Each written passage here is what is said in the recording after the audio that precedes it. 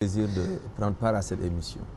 C'est un plaisir partagé. Vous êtes membre du comité directeur du Parti démocratique sénégalais, président du groupe parlementaire des libéraux et démocrates, président du conseil départemental de Kébémer et de la santé. L'actualité, c'est le renouvellement du bureau de l'Assemblée nationale. Vous êtes le président du groupe des libéraux et démocrates. Alors, de manière globale, comment voyez-vous les renouvellements qui se sont opérés au sein de l'institution qu'est l'Assemblée nationale? Je voudrais vous remercier, Pierre, et ensuite saluer l'ensemble de vos téléspectateurs. Et pour répondre à votre question, je dirais qu'on a repris les mêmes et on recommence. Ah oui. Il n'y a pas eu de nouveauté ni de changement. Il n'y a pas eu de bouleversement, il n'y a pas eu de changement. Je crois qu'on a considéré que le travail qui a été fait par l'équipe sortante a été un bon travail, et raison pour laquelle l'équipe sortante a été reconduite dans sa globalité. Ce qui, bien entendu, n'est pas l'avis des Sénégalais qui ont été interrogés par différents médias, par différents groupes de presse. Et ces Sénégalais-là ont toujours considéré que l'Assemblée nationale ne faisait pas le travail pour lequel elle était là. Bien entendu, ceux qui devaient décider auraient pu en tenir compte, mais tel n'a pas été le cas. En tout cas, en ce qui concerne le bureau, il n'y a pas eu de changement. Ils ont continué à violer la loi, notamment la loi sur la parité. En ce qui concerne les vice-présidences de l'Assemblée nationale, certes, il y a 4 hommes et 4 femmes, mais qui ne sont pas disposés comme c'est recommandé par la loi, derrière chaque homme une femme ou derrière chaque femme un homme. En ce qui concerne la liste des secrétaires élus aussi, il n'y a qu'une seule femme, alors qu'on devrait au moins en avoir 3 ou 4. Et comme d'habitude, cette tradition parlementaire qui voudrait que le principal groupe de l'opposition soit présent dans le bureau de l'Assemblée nationale, encore une fois, cette année aussi, cette tradition parlementaire n'a pas été respectée. En fait, la majorité a tout pris et ils se sont partagés les postes entre membres du groupe Benno Bokk Yakaar, entre membres de la coalition Benno Bokk Yakaar. Et vous avez eu une présidente de commission, Aïda Mbodj, mais ça, c'est de la commission culture et communication. Oui, mais je rappelle que les présidents de commission ne sont pas membres du bureau de l'Assemblée nationale. Et cette présidence de commission, c'est parce que c'est le nombre de députés que nous avons qui nous donne cette commission. En fait, ce n'est pas une faveur, c'est un droit du groupe des libéraux et démocrates. Et bien entendu, nous avons reconduit notre sœur Aïda Mbodj à la tête de la commission culture et communication. Oui, vous avez tout à l'heure parlé de violations. Est-ce des violations que vous allez attaquer ou bien laisser en l'état? C'est pas la peine. Oui.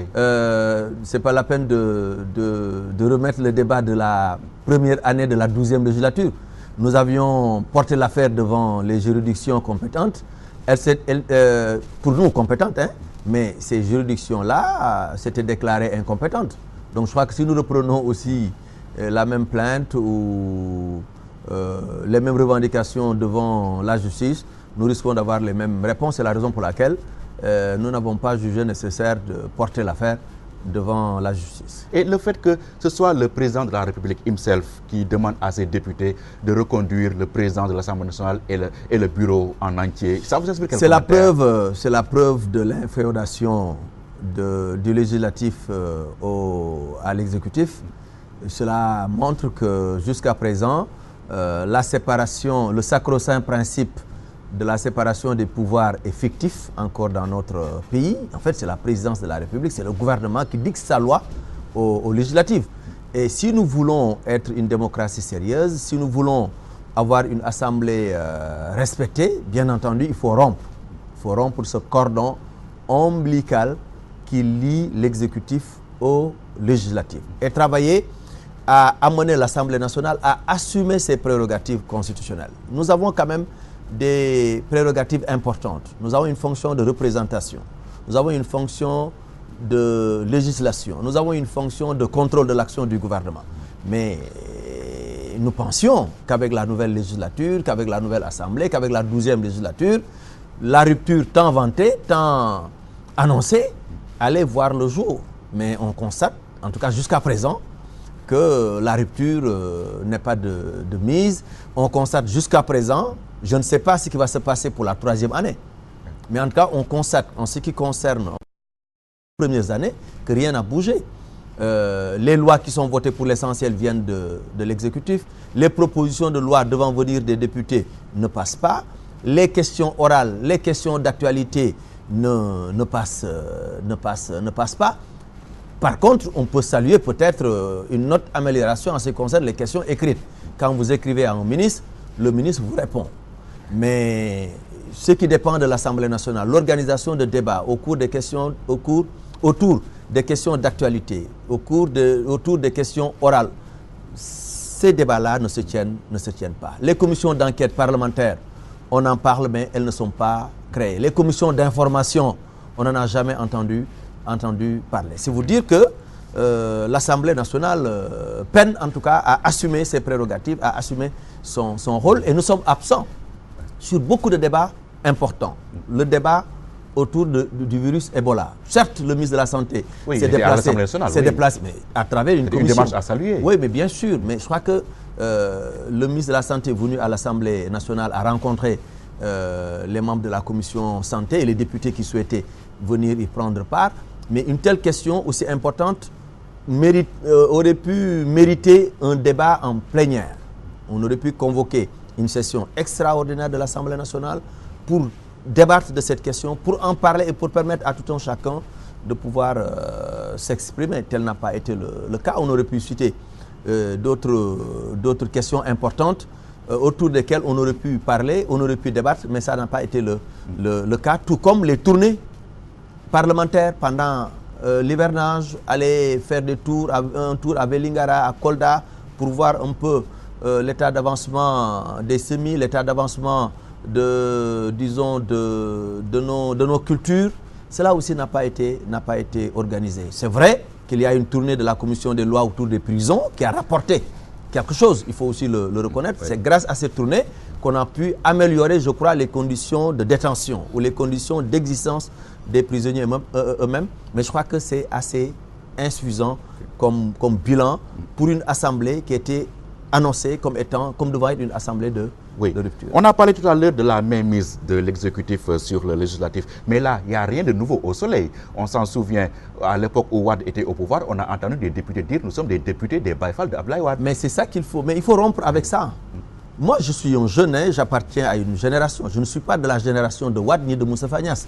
J'appartiens à une autre génération. Et je crois aussi que le président Macky Sall appartient à cette même génération-là. Il est quand même né après les indépendances. C'est un homme, normalement, qui aurait pu être porteur de rupture, porteur de changement. Parce qu'encore une fois, il a vécu toutes ces situations-là et il comprend parfaitement comment fonctionne une Assemblée nationale, comment fonctionne un gouvernement. Mais force est de reconnaître qu'après 2 ans,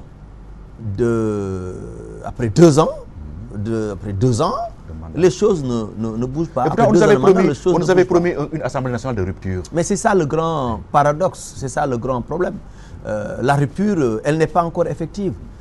J'espère seulement, parce que je suis un homme optimiste, j'espère qu'avec la 3e année de la 12e législature, nous allons enfin voir des ruptures, constater des changements. Je pense qu'avec cette 3e année de la 12e législature, enfin, des initiatives seront prises par l'Assemblée nationale pour redorer son blason. Parce qu'aujourd'hui, il faut le dire et l'avouer, il est difficile de dire que je suis député. Ah oui. Ah non, mais il est difficile parce que l'opinion sénégalaise ne comprend pas encore le rôle d'un député. L'opinion sénégalaise ne comprend pas encore l'utilité d'un député. Parce qu'on n'a pas aussi fait les efforts nécessaires pour amener l'opinion à comprendre que le député est utile, que le député est important, que le député peut faire bouger les choses. Mais écoutez, nous allons vers la loi initiale des finances 2015. La loi va venir comme telle et va repartir comme telle. L'Assemblée n'aura aucune possibilité de changer un seul mot ou une seule disposition. Mais à la longue, voilà un fait, voilà un constat qui fait que l'opinion pense véritablement que l'Assemblée est finalement inutile. C'est quoi? Il faut un député de type nouveau? Il faut un député de type nouveau, mais surtout, il faudrait qu'on comprenne que le député qui est élu par les populations doit être là pour les populations. C'est vrai que tel que les listes de députés sont confectionnées, ça pose énormément de problèmes. Oui. Aujourd'hui, si un député peut se permettre de dire « je suis un député d'Abdoulaye Wade, je suis un député de Macky Sall », c'est parce qu'il considère que c'est Abdoulaye Wade ou c'est Macky Sall qui a fait la liste. Si Abdoulaye Wade généralement, c'est le cas. Ah, mais c'est le cas présentement. Oui. Il faut changer. Il faut changer. Il faut changer en profondeur les choses. Parce que les états-majors ne doivent plus avoir la même mise dans la confection des listes de députés. Il faut un nouveau redécoupage électoral du pays. Il faut permettre aux députés de venir de la base, d'être élus par une circonscription électorale bien déterminée. Je donne l'exemple souvent du département de Kébémer. Lors des dernières élections législatives, la coalition SOPI a eu à peu près 15 000 voix. La coalition majoritaire qui nous a battus lors des législatives dans le département de Kébémer a récolté 15 800 voix. Mais les deux députés de Kébémer appartiennent à la coalition Benno Bokk Yakaar. Mais ces deux députés-là, ils ne peuvent pas prétendre représenter tous les citoyens sénégalais du département de Kébémer parce qu'il y a au moins 15 000 qui n'ont pas voté pour eux. Non, il faut changer le mode de scrutin. Il faut instaurer un système de deuxième tour.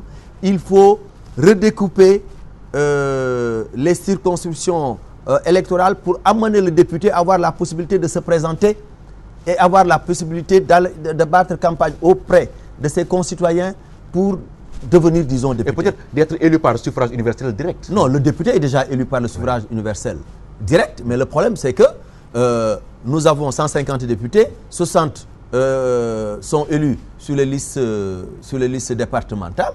Les 60 députés qui viennent des listes départementales, souvent, passent comme lettre à la poste parce que tout simplement, les grandes coalitions souvent mènent les débats au niveau de la base. Par contre, si on avait pris le département de Matam, disons, on dit la commune de Matam, la commune de Ourossogui doit élire un député, le reste du département de Matam va élire aussi un député. Ça va permettre à des gens qui ne sont pas nécessairement des militants de parti de se présenter aux élections législatives et peut-être de passer. Prenons l'exemple des élections locales. Dans beaucoup de villes, il y a des listes dissidentes. Et souvent, il y a des listes dissidentes qui remportent l'élection. Parce que tout simplement, ces listes dissidentes sont conduites par des hommes et des femmes connus, appréciés par les populations à la base. Donc, il faut qu'on repense notre système électoral, qu'on repense notre mode de scrutin si nous voulons avoir une assemblée de qualité, si nous voulons avoir une assemblée qui représente les populations. Mais si nous continuons avec le même mode de scrutin, avec le même système électoral, les députés qui viendront à l'Assemblée nationale seront des députés de parti. Okay. Et cela posera toujours un problème entre le président de la République, le président de l'Assemblée nationale, entre l'exécutif et le législatif, parce que le législatif aura toujours tendance à écouter, à prêter une oreille attentive à ce que dit l'exécutif. Oui, on a toujours assimilé l'Assemblée nationale à une chambre d'enregistrement ou même à un dortoir, pour parler de manière prosaïque. L'autre jour, on a entendu le président de l'Assemblée nationale, Moustapha Niasse, dire qu'une Assemblée nationale qui dort ne peut pas voter 56 lois en l'espace de 26 mois. Bon, moi, je n'irai pas jusqu'à dire que les députés dorment ou que l'Assemblée dort. Vous ne dormez pas? Non, on ne dort pas. On ne dort pas dans l'hémicycle. Nous nous efforçons quand même de travailler en plénière et en commission. Mais un bilan de 56 lois votées à l'Assemblée nationale pendant 2 ans, il faut d'abord qu'on pose la question à M. le Président de l'Assemblée nationale, combien de lois viennent des députés? La performance de l'Assemblée nationale ne peut pas se mesurer en fonction du nombre de lois proposées par l'exécutif et votées par l'exécutif.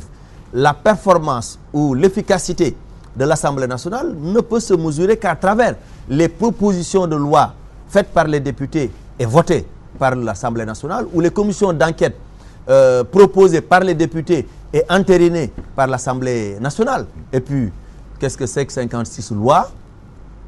pour, disons, plus de 700 jours. Une année, c'est 365 jours. Nous en avons fait 2. Multiplier 365 jours par 2, c'est quand même plus de 700 jours. 700 jours, nous avons voté 56 lois, ce n'est pas très fameux. On aurait pu être plus efficace, on aurait pu voter davantage de lois, mais surtout, marquer notre présence aux côtés du peuple sénégalais, être en contact permanent avec les populations sénégalaises. Mais c'est vrai que pour cela aussi, il faudrait que l'État, de façon générale, soutienne les députés. Un député qui n'a pas d'assistant parlementaire, qui n'a pas de cabinet, qui n'a pas de conseiller technique et qui est obligé, qui est tenu de parler d'économie, de croissance, de culture, de sport. Mais ce n'est pas possible. Pourtant, on dit que vous êtes les choyés de la République. Mais on le dit, c'est parce que les gens, ils regardent les salaires, ils regardent...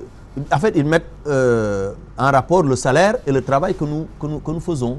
Ils pensent que nous ne travaillons que pendant l'examen de la loi des finances. Ils pensent que nous ne travaillons que pendant les plénières. Ils ne comprennent même pas, les Sénégalais ne comprennent même pas que nous travaillons pendant les commissions.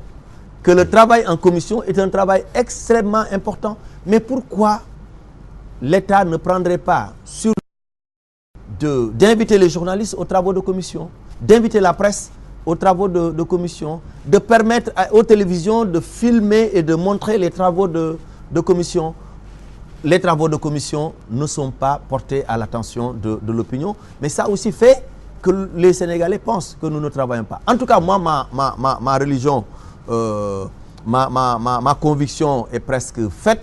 Si nous ne prenons pas nos responsabilités à partir de cette troisième année, à partir de maintenant, pour changer les choses, pour faire avancer les choses, cette présente législature risque d'être la plus nulle de toute l'histoire parlementaire du oui. Et Sénégal. vous fondez sur quoi?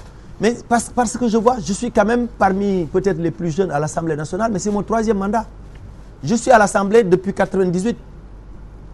J'ai fait la législature de 1998, j'ai fait celle de 2007, et je viens d'entamer mon 3e mandat. Donc je connais un peu comment fonctionne une Assemblée nationale. Et ce n'est pas de gaieté de cœur que je le dis, parce que j'appartiens à cette législature et mon souhait, c'était de voir cette législature opérer les ruptures attendues par les Sénégalais, opérer les changements attendus par les Sénégalais. Ce n'est pas de gaieté de cœur que j'avance une telle prophétie, mais je garde l'espoir, parce qu'encore une fois, le président Niasse, il a le profil de l'emploi, il a une riche expérience, il a un excellent parcours. J'espère qu'à partir de cette 3e année, qui doit être l'année de la maturité, il prendra ses responsabilités et conduira l'Assemblée nationale vers les changements attendus par les Sénégalais. Oui, l'enfer, c'est les autres, c'est connu. Mais vous, quelle est la part de responsabilité de votre groupe parlementaire dans la médiocrité du débat à l'Assemblée nationale? Non, mais écoutez, moi, je crois que nous, on ne peut pas nous qualifier de médiocres.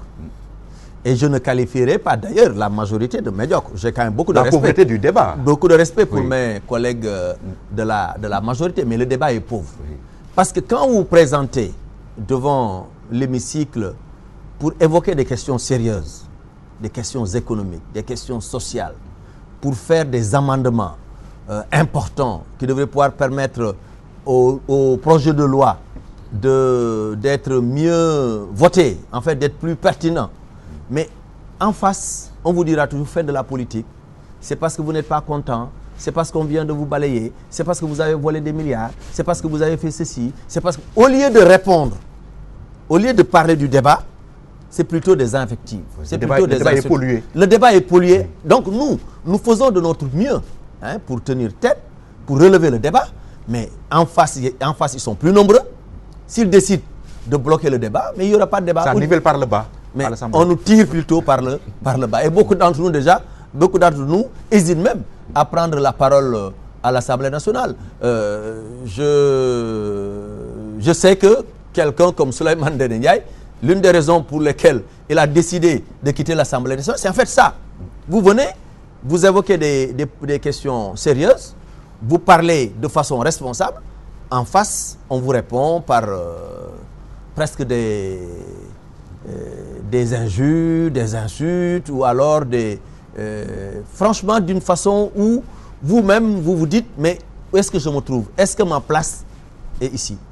Oui. Nous restons à l'Assemblée nationale. Vous, personnellement, dans la presse, on a eu à lire quelques articles de presse qui faisaient état du refus du président Abdoulaye Wade de pouvoir être reconduit au poste de président du groupe parlementaire, vous et Aïda Mbodj, qui est le président de la commission culture et communication de l'Assemblée nationale. Qu'en est-il? Ben, je crois que ce qu'il en est, nous venons de sortir des renouvellements de l'Assemblée nationale. J'ai été reconduit à la tête du groupe des libéraux et démocrates, et ma sœur Aïda Mbodj a été reconduite à la tête de la commission culture et communication. Ça veut dire que ce n'était pas un débat sérieux. Oui. Bon, vous savez, et moi d'ailleurs je ne sais pas d'où ça vient cette histoire-là. Est-ce que c'est à l'interne, oui, c'est-à-dire des responsables qui pensent que nous ne devions pas pouvoir cumuler nos fonctions de président de conseil départemental et de président de groupe parlementaire? Argument valable, non? Non, ce n'est pas un argument valable. Quand on va aux élections et qu'on gagne, on doit être récompensé. Mais on ne va pas aux élections ensuite pour gagner et être sanctionné. Parce que si nous étions sanctionnés, la prochaine fois, nous serions tentés de perdre pour le parti et de perdre nos communes. Donc je crois que cumulard, vous cumulez deux fonctions. Mais non, mais c'est parce que nous nous sommes battus à la base. C'est parce que nous nous sommes battus à la base. Nous avons fait le tour de nos départements, nous avons été au contact de nos populations, nous avons été élus. Ce qui se passe à la base n'a rien à voir avec ce qui se passe au niveau du sommet du parti. Je crois que quand on occupe une responsabilité de président du groupe parlementaire, avec cette fonction, vous partez à la base. Vous donnez la commune de Darou-Moussi, vous donnez le département de Kébémer au parti, on doit vous féliciter. Et je crois que s'il y avait plus qu'un poste de président de groupe parlementaire, on devait nous le donner. Parce que c'est nous qui avons été les plus performants lors des dernières... Nous avons été parmi les plus performants lors des dernières élections locales. Ce n'est pas une façon pour nous de jeter la pierre aux frères et sœurs qui n'ont pas gagné. Ils n'ont pas gagné cette fois-ci. Nous pensons qu'ils gagneront la prochaine fois. Mais ce n'est pas aussi une raison de sanctionner ceux qui ont gagné. À l'Assemblée nationale, toujours, la déclaration de politique générale du Premier ministre est annoncée dans le courant de ce mois. Est-ce que vous avez été officiellement d'ailleurs convoqué pour la DPG? Non, nous ne sommes pas encore officiellement convoqués. Mais je rappelle au Premier ministre Mohamed Dionne qu'il est en train de violer la loi. Ah oui? Ah mais parce que le délai imparti au nouveau Premier ministre pour présenter sa déclaration de politique générale, c'est 3 mois. Depuis qu'il est à la tête du gouvernement... Ça fait 3 mois, c'est le 6 juillet dernier. Mais on est en octobre, c'est 3 mois. Il devait présenter sa déclaration de politique générale au plus tard, alors le 6 octobre. Donc là, il est hors la loi. Oui. Et ce qu'il va présenter, encore une fois, risque de ne pas être perçu comme étant une déclaration de politique générale, parce qu'une déclaration de politique générale doit respecter la loi, doit respecter le règlement intérieur de l'Assemblée nationale, doit respecter aussi les formes. Et là, vous entendez faire quoi face à cette violation de la loi? Mais le Premier ministre Abdoul Mbaye avait aussi violé la loi.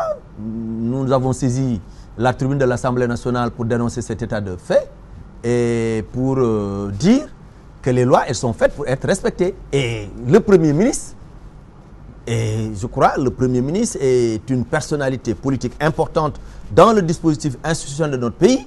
Ce n'est pas à lui de violer la loi. Et bien sûr, nous le dirons à haute et intelligible voix le moment venu. Oui. Aujourd'hui, le débat se pose sur même l'utilité d'une telle entreprise, c'est-à-dire le fait de venir faire une déclaration de politique générale. Vous, est-ce que vous pensez qu'il est toujours utile de le faire? À mon avis, il faut d'ailleurs la loi. Quand un nouveau régime s'installe, un nouveau président de la République, qui nomme un nouveau Premier ministre, on peut recevoir le Premier ministre et lui permettre de faire sa déclaration de politique générale. Mais une fois cette première déclaration de politique générale faite par le Premier ministre du régime, oui, ça suffit.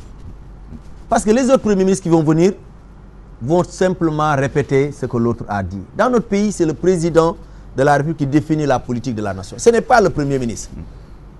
Et comme c'est le même président de la République, mais quel que soit le Premier ministre qui sera nommé, il ne pourra que décliner la vision du président de la République, la politique définie par le président de la République. Donc que le Premier ministre s'appelle Abdoul Mbaye, Aminata Touré ou Mohamed Dionne, oui, c'est la même politique. Donc ce n'est pas la peine. Il faut, à mon avis, de ce point de vue-là, réformer la loi et peut-être se limiter à une seule déclaration de politique générale. Sauf que là, les deux premiers ministres, Aminata Touré et Abdoul Mbaye, étaient plus dans le Yoonu Yokkute. Entre-temps, il y a eu le plan Sénégal émergent qui sera certainement... voilà, donc le point focal de la déclaration de politique. Non, mais je suis en train de sourire parce que... C'est du sérieux, là. Non, mais sérieux, on nous a tellement... bon, c'est vrai que quand même, ils ont mis du temps à trouver le plan Sénégal émergent. Parce que la première déclaration de politique générale de monsieur le Premier ministre Abdoul Mbaye, quand il a été interpellé autour de quel programme décide-t-il d'appliquer? Est-ce que c'est le programme Yoonu Yokkute ou est-ce que c'est le programme des assises nationales? Il a dit les deux. Quand madame le Premier ministre Aminata Touré est arrivée, elle a dit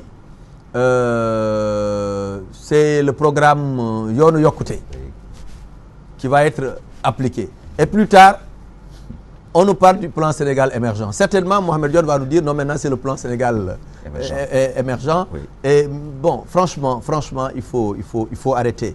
Il faut arrêter et aller vers les choses sérieuses, comme on dit. Les déclarations, c'est bien, mais les Sénégalais attendent des résultats, attendent des réalisations, attendent que les choses bougent un peu plus pour, allant dans le sens, bien entendu, de régler leurs préoccupations. Oui, les choses vont certainement bouger dans quelques mois avec le retour annoncé du Sénat. Vous, en tant qu'homme politique, qu'est-ce que vous en pensez? Est-ce utile de faire revenir cette Chambre? Si vous demandez aux militants du PDS que je suis, aux libéraux que je suis, moi je suis pour un pays avec deux chambres. Je suis pour une chambre haute et une chambre basse. Je suis pour que les projets de loi passe par l'Assemblée nationale, qui est une chambre politique, où les débats sont plus ou moins passionnés, où les positions sont plus ou moins politiques, ou parfois même politiciennes. Mais après cela, la loi doit arriver dans l'autre chambre, composée de sages, composée de personnalités plus ou moins détachées de la vie politique et capables de faire d'analyse beaucoup plus approfondie pour éventuellement déceler des erreurs ou déceler des manquements. Chambre qui pourrait s'appeler Sénat. Cette chambre peut s'appeler Sénat, oui. Peut s'appeler autre chose. Mais, il y a un mais. Oui. Dans le contexte politique actuel sénégalais, je ne vois pas, moi, un membre de la majorité, en tout cas une personnalité politique sérieuse de la majorité, défendre le retour du Sénat. Parce que tous les responsables de l'APR, tous les responsables de Benno Bokk Yakaar s'étaient mobilisés pour dissoudre un Sénat.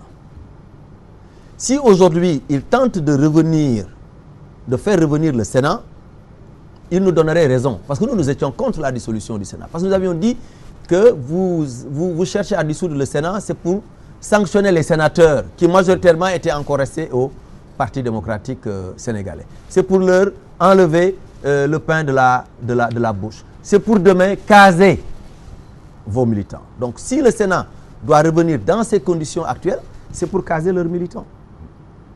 Et c'est la raison pour laquelle ils doivent avoir, eux, des problèmes pour parler même d'un quelconque retour du Sénat. Nous pouvons le dire, parce que nous n'avons jamais été pour la dissolution du Sénat. Mais eux, non.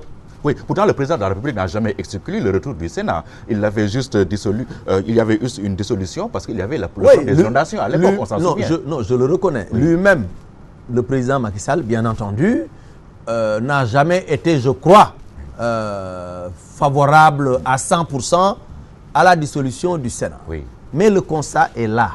C'est sous son magistère, et avec sa majorité, et avec son accord, que le Sénat a été dissous.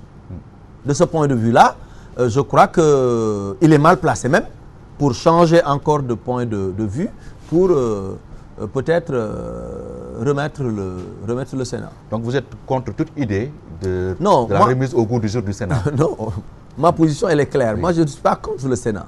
Je ne suis pas contre les deux chambres.